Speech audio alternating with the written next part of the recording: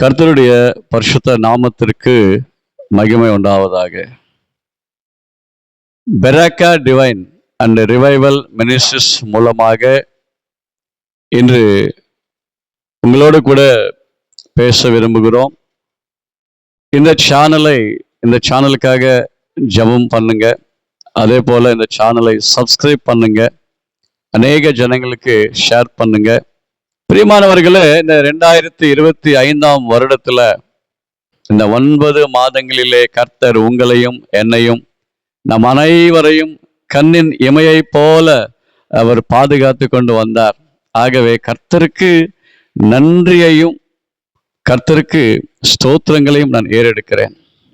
இந்த அக்டோபர் மாசத்துல ஒரு அற்புதமான வாக்குத்தத்தத்தோட கர்த்தர் நம்மோடு கூட இடைப்படுகிறார். ஏசாயா 8ஆம் அதிகாரத்துல 18வது வசனத்தோட கர்த்தர் நம்மோடு கூட பேசுகிறார். வாசிப்போம். எசையா 8ஆம் அதிகாரம் 18வது வசனம். இதோ நானும் கர்த்தர் எனக்கு கொடுத்த பிள்ளைகளும் சியோன் பர்வதத்தில் வாசமா இருக்கிற சேனைகளின் கர்த்தராலே இஸ்ரவேலில் அடையாளங்களாகவும் அற்புதங்களாகவும் இருக்கிறோம். இங்கே பக்தன் எழுதுகிறதான இந்த காரியத்தை நம்ம பார்க்கும் பொழுது, இதோ நானும் என்னுடைய பிள்ளைகளும், இதோ நானும் கர்த்தர் எனக்கு கொடுத்திருக்கிறதான என் பிள்ளைகளும். அதாவது முதலாவது நானும் ஒரு அற்புதமாக இருக்கிறேன். நானும் கர்த்தருடைய சமூகத்துல அடையாளமாகவும் அற்புதமாகவும் நான் இருக்கிறேன்.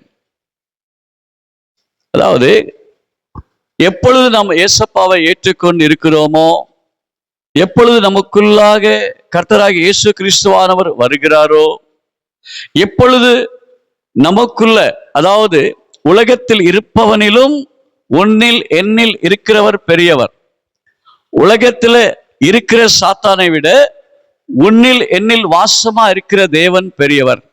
அந்த பெரிய தேவன் நமக்குள்ள இருக்கிறபடினால நம் அனைவரையும் பெரியவர்களாக, அதாவது அற்புதங்களாக, அடையாளங்களாக நிறுத்துகிறார். அதே போல நாம மட்டும் இல்லைங்க, நமக்கு கர்த்தர் கொடுத்திருக்கிறதான பிள்ளைகள், அதாவது நம்முடைய பிள்ளைகள், அவர்களையும் அற்புதங்களாக, அடையாளங்களாக அப்பா மாற்றுகிறார்.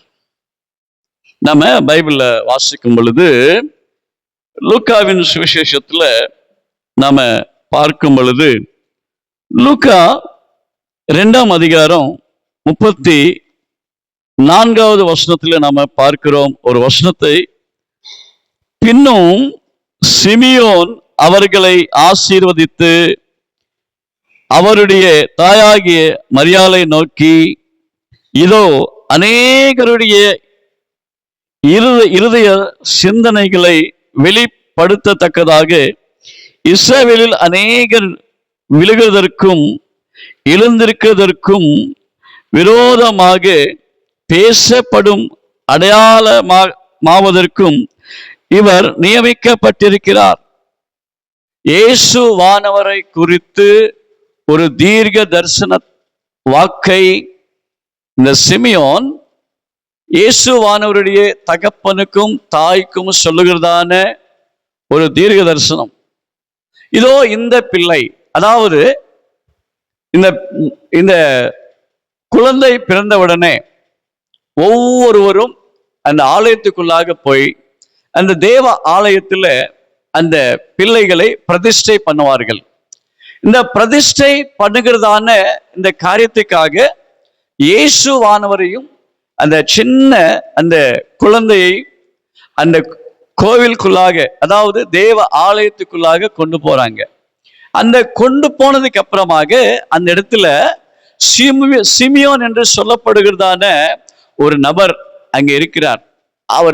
அவரை குறித்து ஆவியானவர் சொல்லுகிறதான ஒரு காரியம், இயேசு கிறிஸ்துவை காணும் வரை இவர் மரிக்க மாட்டார், இவர் உயிரோடு இருப்பார் என்று சொல்லுகிறதான ஒரு வாக்குத்தத்தத்தை பெற்ற ஒரு பெரியவர், ஒரு முதியோர்.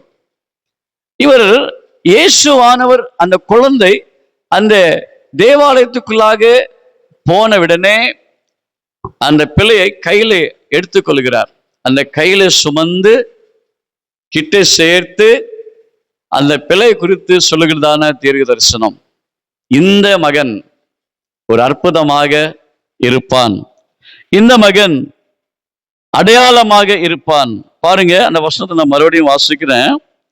பின்னும் சிமியோன் அவர்களை ஆசீர்வதித்து அவருடைய தாயாகிய மரியாளை நோக்கி, இதோ அநேகருடைய இருதய சிந்தனைகள் வெளிப்படத்தக்கதாக இஸ்ரவேலில் அநேகர் விழுகிறதற்கும் எழுந்திருக்கிறதற்கும் விரோதமாக பேசப்படும் அடையாளமாவதற்கும் இவர் நியமிக்கப்பட்டிருக்கிறார். அதாவது சைன் அண்ட் வண்டராக, ஒரு அற்புதமாக, அடையாளமாக இயேசுவானவர் இருப்பார் என்று சொல்கிறதான ஒரு தீர்க்க தரிசனத்தை சிமியோன் இந்த இடத்துல உரைக்கிறார்.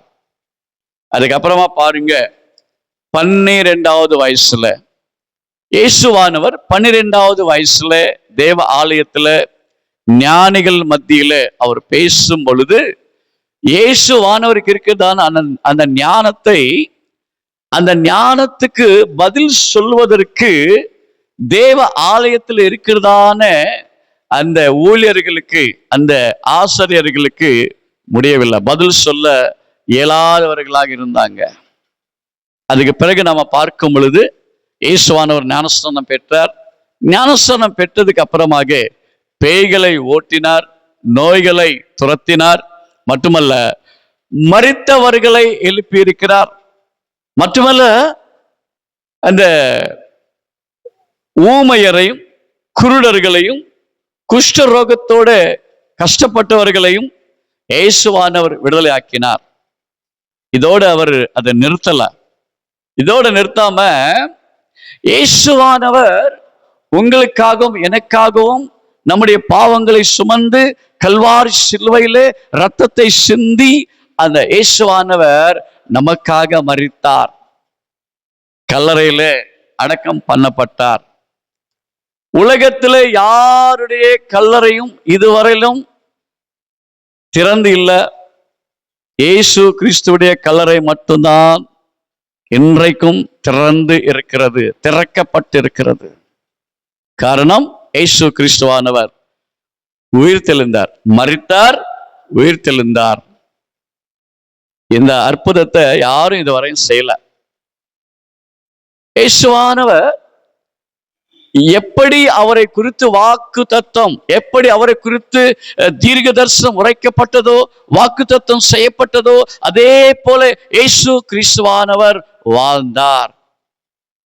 மட்டுமல்ல, இது மட்டுமல்ல, இயேசுவானவருடைய ஒரு வசனத்தை நம்ம வாசிப்போம்.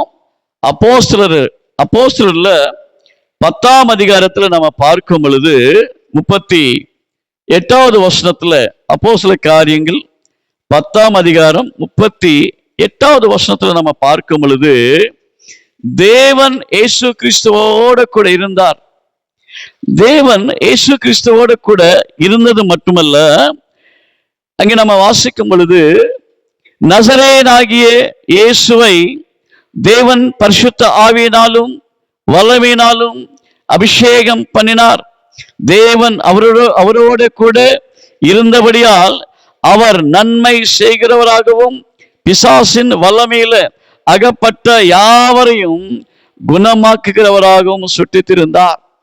பரிசுத்த ஆவியானவர் இயேசுவானவருக்குள்ள இருந்தார். தேவன் இயேசுவை அபிஷேகித்தார். இயேசுவானவர் அற்புதங்களையும் அடையாளங்களை செய்து நன்மை செய்து கொண்டு திரிந்தார். அவர் ஒரு அற்புதம். அங்க இயேசு ஒரு அற்புதம். இயேசு யாருக்குள்ள இருக்கிறாரோ அவங்கெல்லாம் அற்புதமாக மகிமையாக கர்த்தர் வைத்திருக்கிறார்.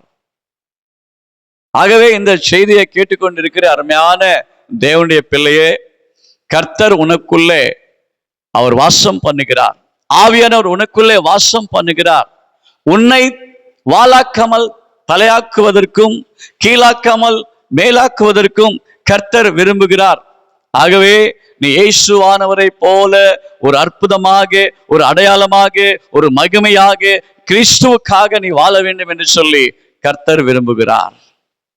அடுத்ததாக நம்ம பைபிள்ல வாசிக்கும் பொழுது, ஆதி ஆகமத்துல நம்ம வாசிக்கும் பொழுது 39ஆம் அதிகாரம் 3வது வசனத்துல கர்த்தர் யோசேப்போடு கூட இருந்தார். கர்த்தர் யோசேப்போடு கூட இருந்தார். யோசேப்பு என்ன செஞ்சாராம்?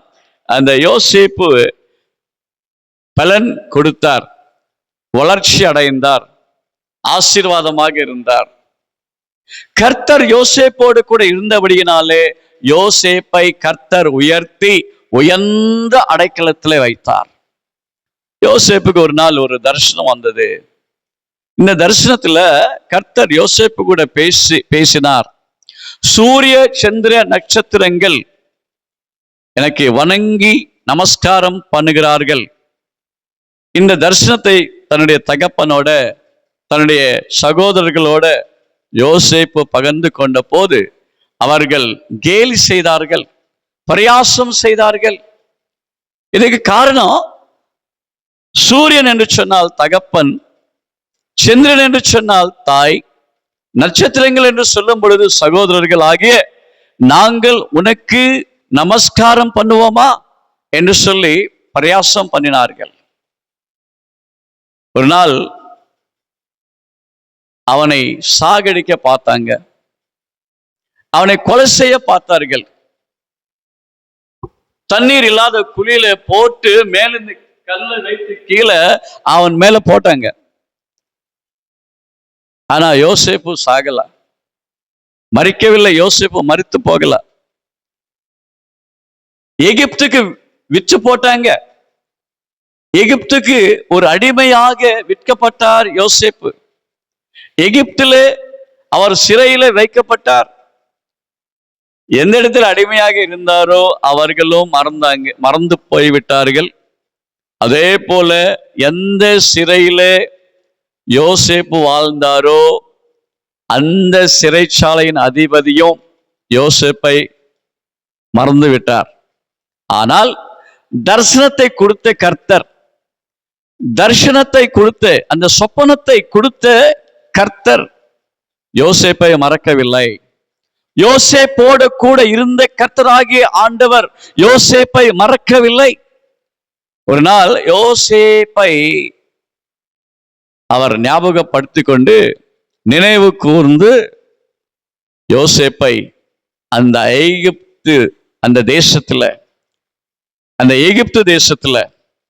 எகிப்துல ஒரு பெரிய ராஜாவாக மாற்றினார். அந்த அடிமை அந்த சிறைச்சாலையிலே ஒரு கைதியாக இருந்த அந்த நபர் இப்பொழுது கர்த்தர் அவரை உயர்த்தும் பொழுது அந்த தேசத்துக்கே, அந்த எகிப்து தேசத்துக்கே ஒரு ராஜாவாக மாறினார். உலகத்தில் இருக்கிற ஒவ்வொரு ராஜ்யங்களுக்கும், உலகத்தில் இருக்கிற ஒவ்வொரு ஜனங்களுக்கும், உலகத்தில் இருக்கிற ஒவ்வொரு மக்களுக்கும் யோசேப்பு அந்த தானியத்தை அனுப்பி வைச்சார்.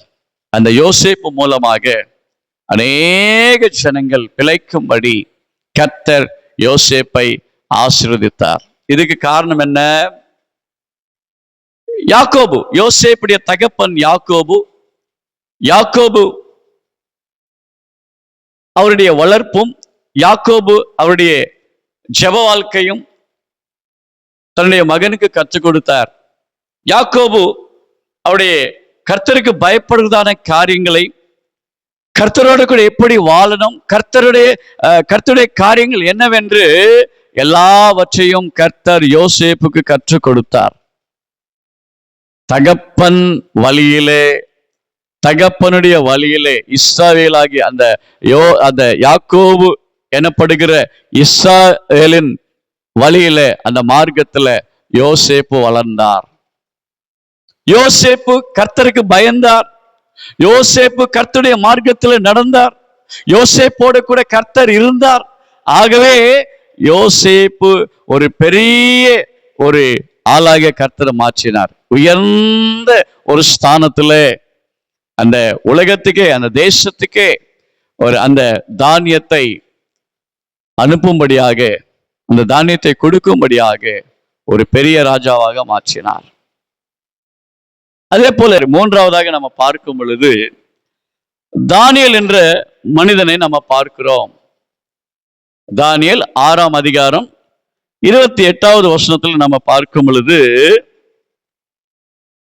ராஜ்யங்கள் மாறுது, அரசாங்கம் மாறுது, ராஜாக்கள் மாறிக்கொண்டிருக்கிறாங்க. ஆனா தானியேல் மட்டும் வளர்ந்தார், தானியேல் மட்டும் ஆஸ்வதிக்கப்பட்டார். அந்த தரியாவேஷுடைய அந்த தரியுடைய அந்த ராஜாக்கள் மாறும் பொழுது, கோரேசு ராஜாவுடைய காலத்திலையும் அந்த தரியாவேஷுடைய காலத்திலையும் நம்ம பார்க்கும் பொழுது யோசேப்பு வளர்ந்தார். ஒரு மனுஷனோட கூட தேவன் இருக்கும் பொழுது ராஜாக்கள் மாறலாம், அரசாங்கம் மாறலாம், அரசியல் மாறலாம், எல்லா ஜனங்களும் மாறி போலாம். ஆனா கர்த்தர் உன்னோட கூட இருந்தால் கர்த்தர் உன்னை உயர்த்துவார். ஏனென்று சொன்னால் கர்த்தர் உனக்குள்ளே இருந்து உன்னை உயர்த்துவார். தானியேலுடைய வாழ்க்கையில நம்ம பார்க்கும் பொழுது பரிசுத்த வாழ்க்கை, கர்த்தருக்கு பயப்படுகிறதான வாழ்க்கை. தானியேலுடைய வாழ்க்கையில நம்ம பார்க்கும் பொழுது பரிசுத்தமாக வாழ்ந்தார், விசுவாசத்தை விடவில்லை, கர்த்தர் அவனோட கூட இருந்தார்.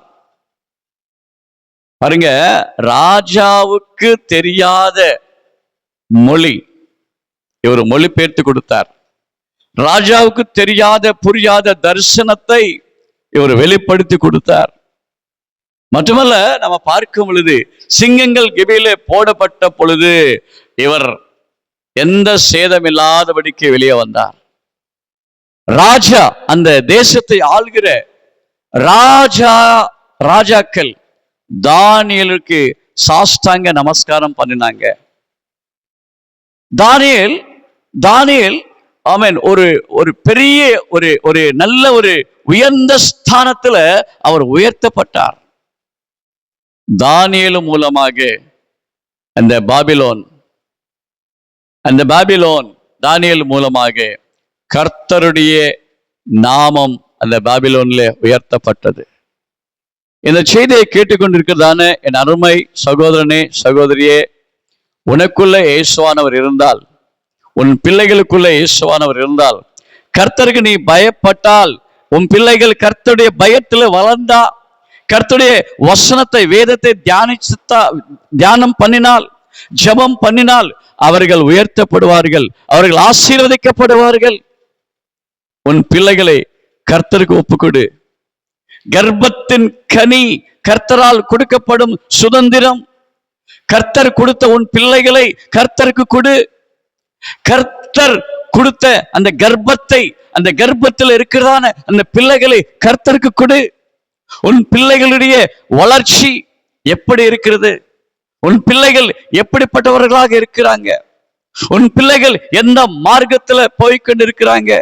உன் பிள்ளைகள் பேச்சு எப்படி இருக்கு? பிள்ளைகளுடைய கிரியைகள், நடவடிக்கைகள் எப்படி இருக்கு? உன் பிள்ளைகளை கவனித்து பார்.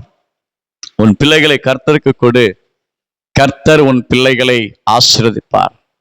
கர்த்தர் உன் பிள்ளைகளை உயர்ந்த ஸ்தானத்துல வைப்பார்.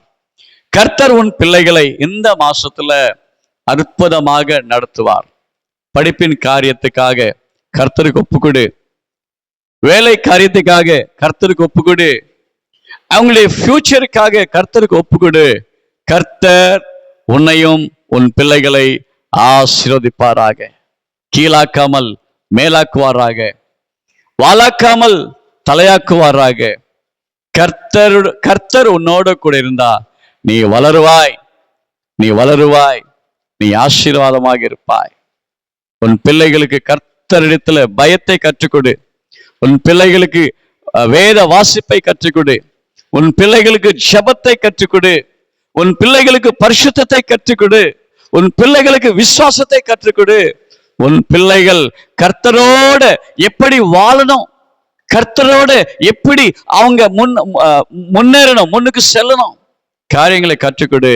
கர்த்தர் உன்னை ஆசீர்வதிப்பாராக, உன் குடும்பத்தை ஆசீர்வதிப்பாராக. ஜெபம் செய்வோம். எல்லோரும் கண்களை மூடி நாம ஜெபம் செய்வோம். கர்த்தாவே உமக்கு நன்றி, இந்த நல்ல அருமையான இந்த வேலைக்காக உமக்கு ஸ்தோத்திரம். இந்த அக்டோபர் மாசத்துல இந்த வாக்குத்தத்த செய்தியை கேட்டுக்கொண்டிருக்கிற ஒவ்வொருத்தரையும் கர்த்தர் நீங்க ஆசீர்வதிப்பீராக, பெரிய காரியங்களை செய்வீராகப்பா. ஆம் கர்த்தாவே, அற்புதங்களாக, அடையாளங்களாக ஆமென் கர்த்தாவே பிள்ளைகளை மாற்றுங்க. நானும் கர்த்தர் எனக்கு கொடுத்த பிள்ளைகளும் அற்புதங்களாக, அடையாளங்களாக இருக்கிறோம் என்று சொல்லி, இருப்போம் அல்ல இருக்கிறோம் என்று சொல்லி சொன்ன இந்த வசனத்தின்படி அப்பா நீங்க எங்களுக்குள்ள இருக்கிறீங்க, எங்களுக்குள்ள வாழ்ந்து கொண்டிருக்கிறீங்க. நாங்க உங்களுக்குள்ள இருந்து ஆமென் வளர்ச்சி அடைய, அற்புதங்களாக, அடையாளங்களாக இருக்க கர்த்தர் நீங்க உதவி செய்யுங்க. இந்த செய்தியை கேட்டுக்கொண்டிருக்கிற பிள்ளைகள் இந்த 10வது மாசத்துல ஆசீர்வாதமாக இருப்பார்களாக. அதே போல கர்த்தாவே ஸ்தோத்திரம், இந்த பிறந்த நாட்களை கொண்டாடுகிறதான பிள்ளைகள் இந்த மாசத்துல ஆசீர்வாதமாக இருப்பார்களாக. அதே போல கல்யாண காரியங்கள், விவாக காரியங்கள் செய்கிறதான பிள்ளைகளை கர்த்தர் ஆசீர்வதிப்பீராக.